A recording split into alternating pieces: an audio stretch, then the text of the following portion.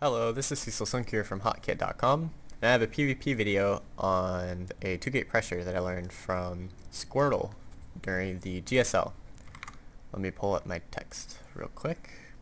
I wrote here that it originally debuted by Startail Squirtle in GSL Season 2012, Season 2, Code S, round of I think 4. It was in Hero vs Squirtle Set 1 and 3. So if you have a GSL pass, you can see set 3. If not, you can still see set 1 for free.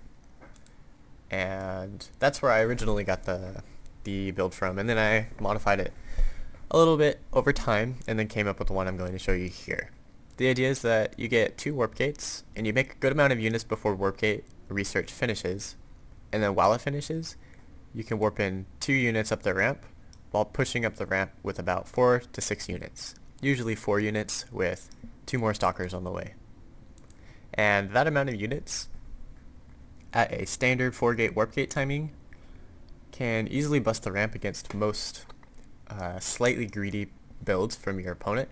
And you can see here I ended up just winning the game because my opponent only had 3 stalkers and a sentry and was teching to 1 tech structure with 3 gates, although he didn't construct anything out of his gateways besides those few units, while I was constructing quite a bit. So my build was much more efficient than his, and he ended up losing because of it. So let's dive straight into the build. There's a very standard opening up until your first zealot and your gas. The gas is particularly, how should I put this, important to have down correctly. It might seem a little complicated because I start trickling in 1 probe at a time. I actually don't think about it as in terms of when to put probes on my gas. Really, it's you just want to have exactly 50 Vespene when your cyber core finishes. So you can go ahead and try the build out a few times and make sure that you don't have like 100 gas when your cyber core finishes, because that's 50 less minerals, and you actually need those minerals for these extra units that I was talking about. You have 2 zealots, 2 stalkers with 2 more on the way. That's a lot of minerals, and you have 2 gates. So you need to have an efficient opening in terms of your gas in order to pull that off. But like I said, it's not difficult. You just have to practice it a couple times to get it memorized. So now, you put your gas down once you have enough money for the assimilator and the pylon at the same time. Usually you put this down first and then your pylon. So that's the first difference between a normal opening. Now you can see here I put all 3 guys on gas, and then I tick 1 off so that I don't mind too much Vespene. You order a zealot once you have 100 minerals left over after your gateway or your cyber core is placed. Basically, you build your zealot when the core is finishing. Second gateway while your zealot is constructing. There we go, I pulled 1 more guy off so that I don't have too much gas. I only mind 10 extra. That's pretty well timed. Actually, very well timed. And now you're going to chrono boost out, warp gate research, right when this finishes, and order another zealot. So here I've had the opening completely set up. Everything is in place and well timed. This chrono boost is going to be devoted to, I have 50 right here, it'll be devoted to 2 stalkers, and there should be 1 or 2 more, I think 2 more chrono boosts on the cyber core. We'll see exactly how much in the replay. And of course, after your first zealot, you take your second assimilator so that you can tech if you choose to do so. And I'll explain more on the if you choose to do so later. It's important to keep the zealot up the ramp, don't let it stray away. You want to have your 2 zealots together so that they pack a powerful punch. Now don't send them immediately across the map, because if your opponent has a stalker, or even worse, a triple stalker opening, which you should not know at this point in the game, because he should have driven your probe away out of his base, you need these up here so that they just don't die. So here you can see the double stalker chronoing these out, and you can just go ahead and rally them onto your zealots. Once they're about halfway finished, you can send your zealots across the map, and then your stalkers will shortly catch up afterwards. And you can see right when those 2 stalkers finish, chrono boost, or don't chrono boost the second set, but you order them, and you spend your last 25 energy, which will be 25 in just a moment, on your cybernetics core. You should be maxed out at 34 out of 34 with this many probes, you can see that there's 2 cut from the mineral line in order to get this build down. That's the price you pay, 2 probes, in order to be super aggressive. And your 34 out of 34 supply block is completely intentional. Either this probe or this one down here is going to be laying down the proxy pylon. I suggest having 2 out and on the map, and you can see that these 2 are the ones that would have actually been on the mineral line, so you can have 1 and you'll have a little bit higher of income, but if it gets sniped, then your entire aggression is going to fail. So I recommend having 2. You can see me sneak this probe by. I notice he's getting shot, so I lay a pylon down, and I'm like, get 1 more pylon. Yeah, right before it dies. Okay, cool. So now my aggression is going to work very well. My stalkers are a little bit behind my zealots. Usually you want your stalkers right with the zealots, but this is okay. Actually, this is about the perfect distance.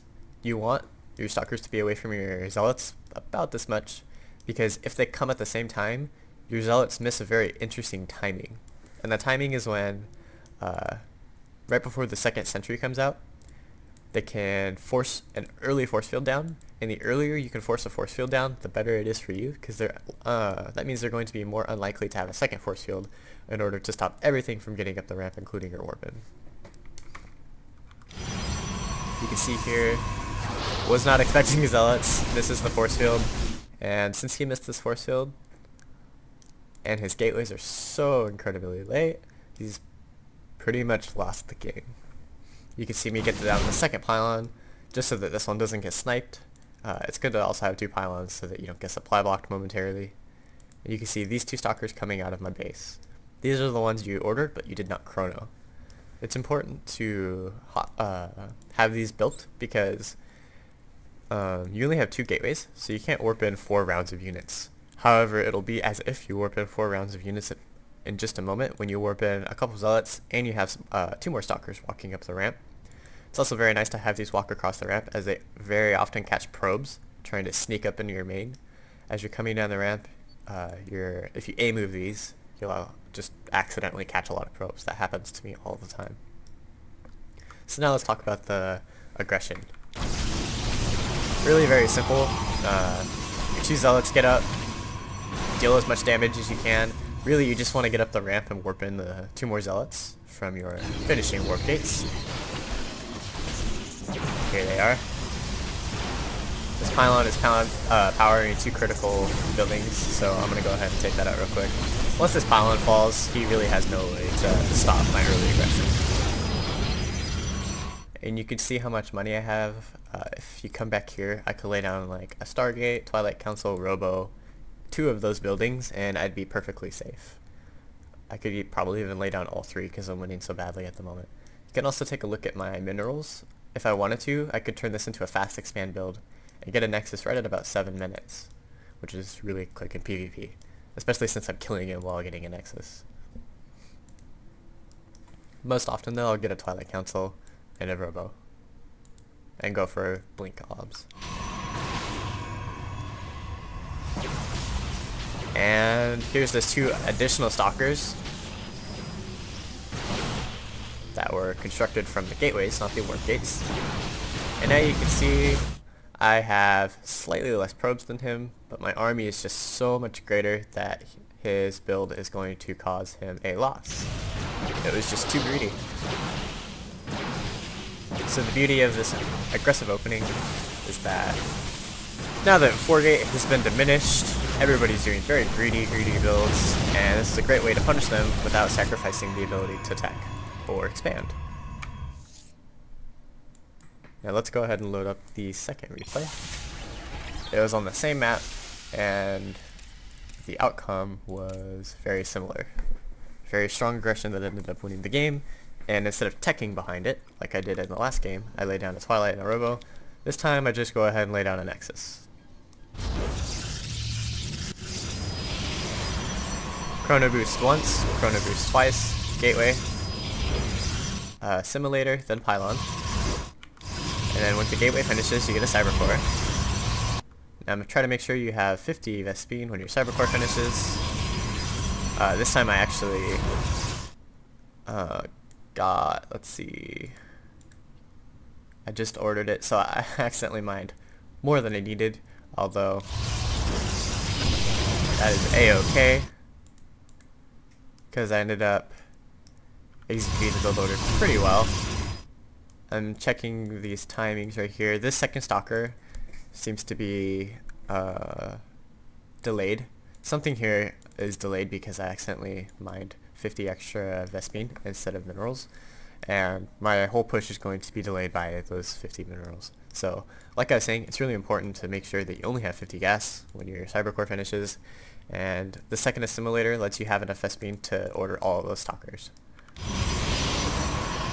Here we go, chrono boosting out double stalkers while moving out.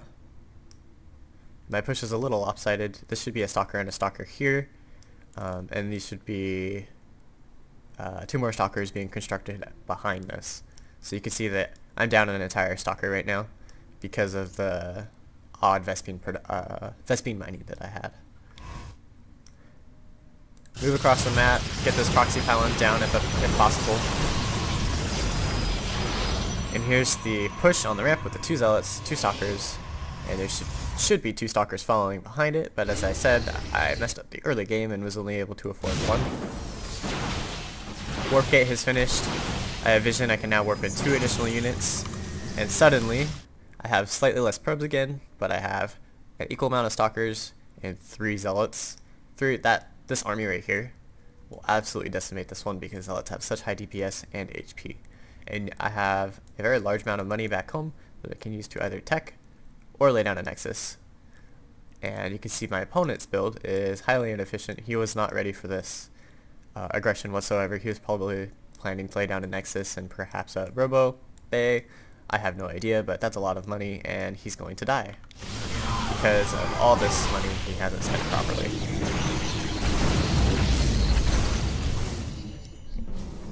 Just chasing his units. Make sure not to stray too far from your pylon. You do need to vision your pylon so you can continually warp in additional units. Also, if you stray too far back here without enough units, you can kite, perhaps pull probes, and you might accidentally lose your army that you're pushing with, and end up causing the aggression to fail. So make sure you stick around your pylons until you just have an overwhelming force.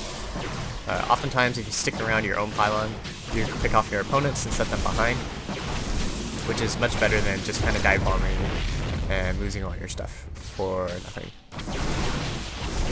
So be patient with your push, is what I'm saying. So now the aggression has finally broke him. I've already laid down a nexus. I'd probably go for Twilight Council, Robo, and a Dark Shrine if my army was stopped somehow. And what that would do is force him to stay on one base for the longest of times, and I could get my second base up and do whatever I want with the higher income.